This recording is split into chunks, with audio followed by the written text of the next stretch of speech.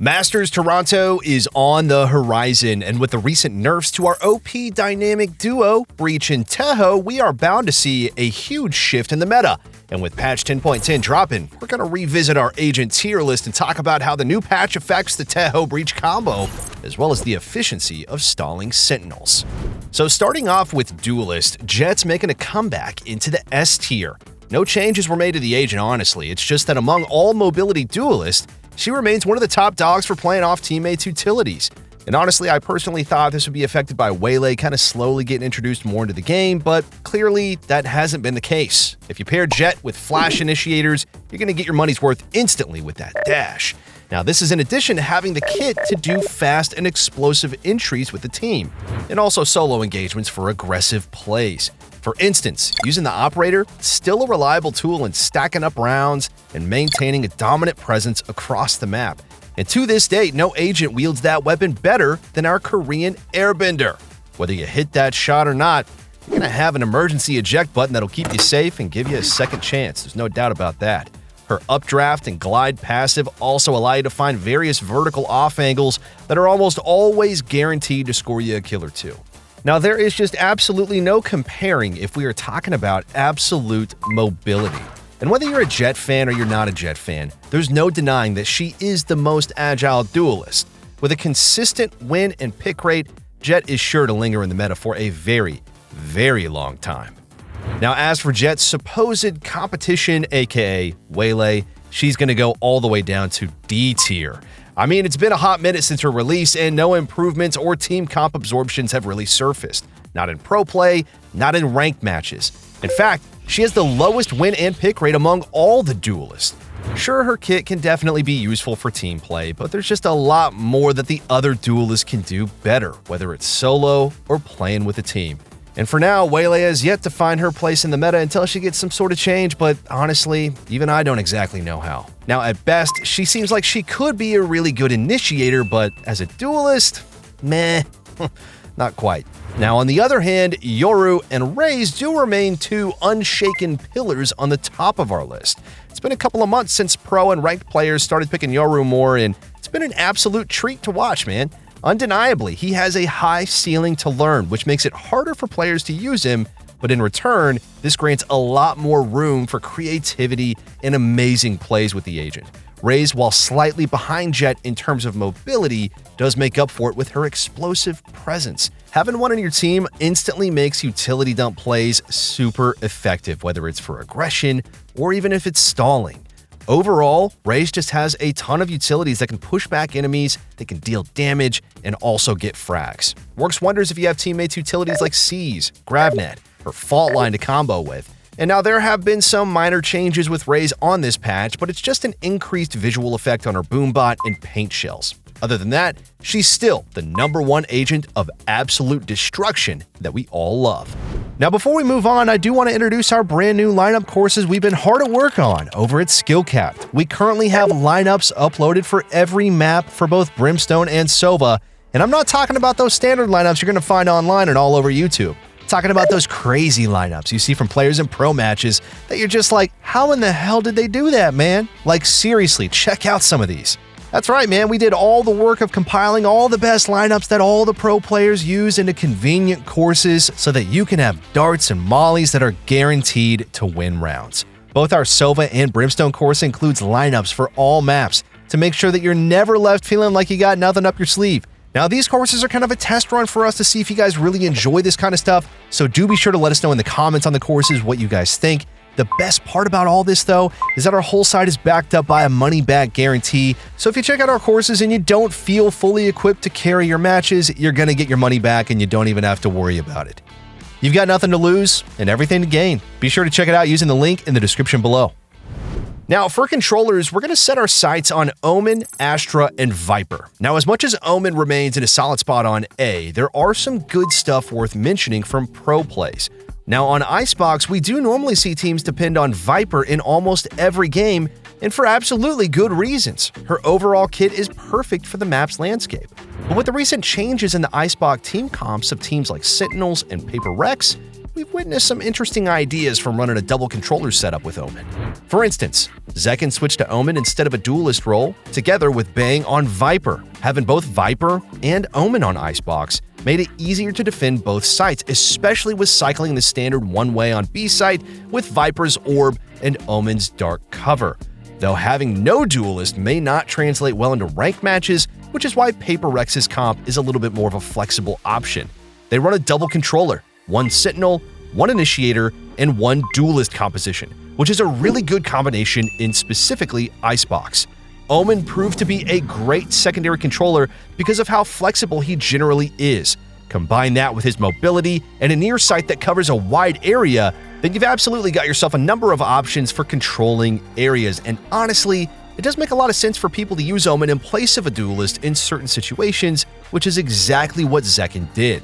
And also, if you remember not too long ago, Tins, who played a duelist for the longest time, shifted to playing Omen in most of his matches with Sin before retiring.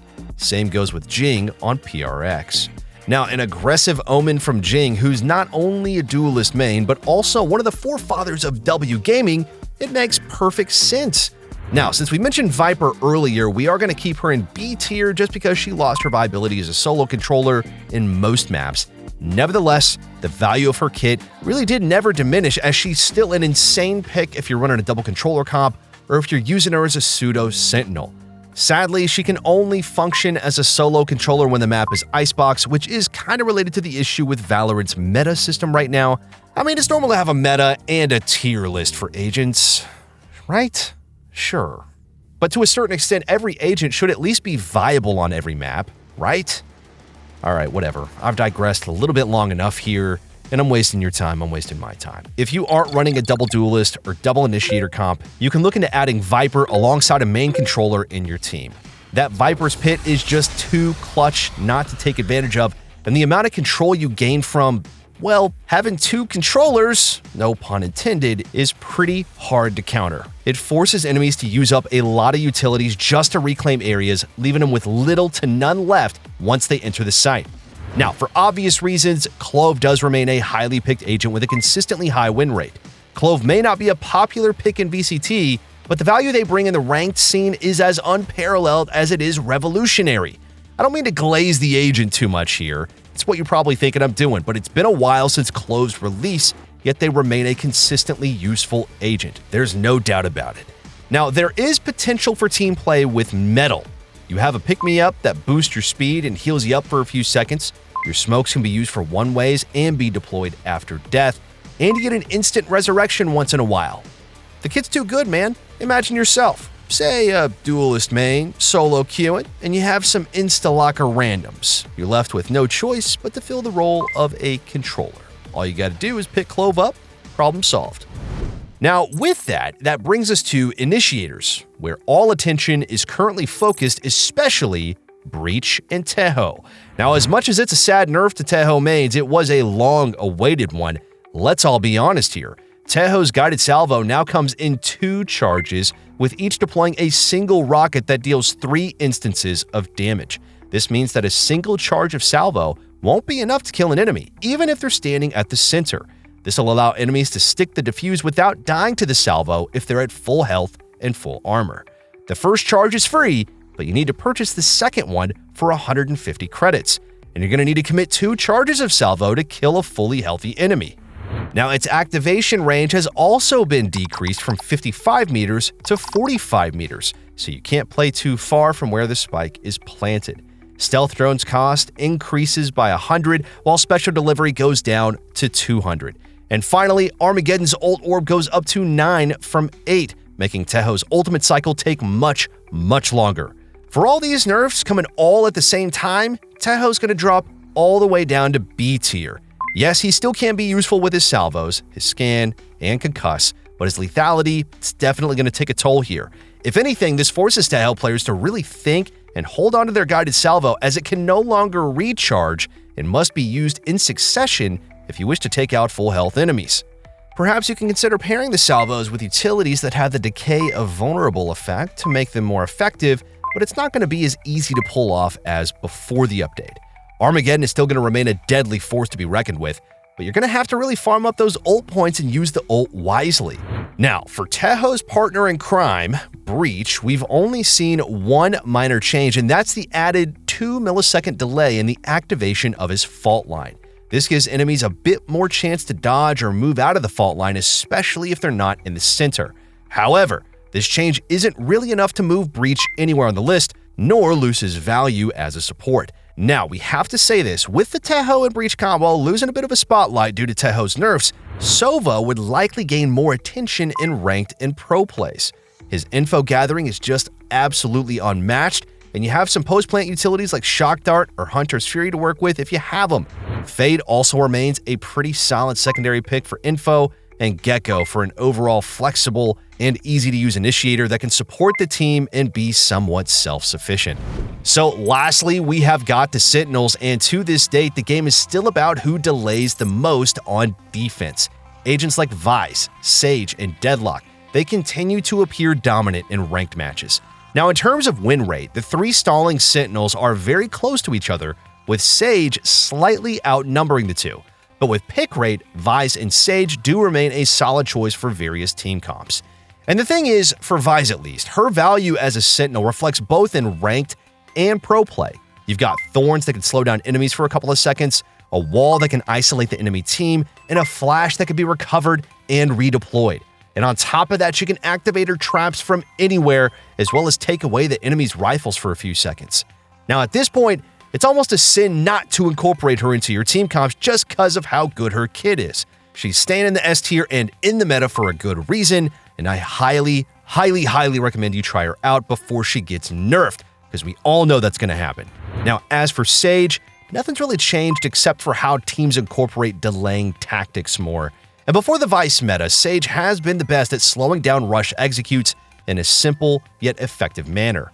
Need to take your mind off a choke point for a while? Just wall it off. Many presence in a certain area? You got 2 slow orbs to stop their advances. It's almost elementary how Sage does it, and with how valuable man advantages really are, having a res available can easily turn the tide or even the odds. Heal your teammates whenever you can, and your team gains more longevity through rounds. There's not much to it, but there is a lot of value. Then again, if you're looking for a flexible Sentinel that's also a great lurker, you can never go wrong with Cypher. I mean, he's still the only agent that can cover at least 2 potential flank areas while being miles away from the team.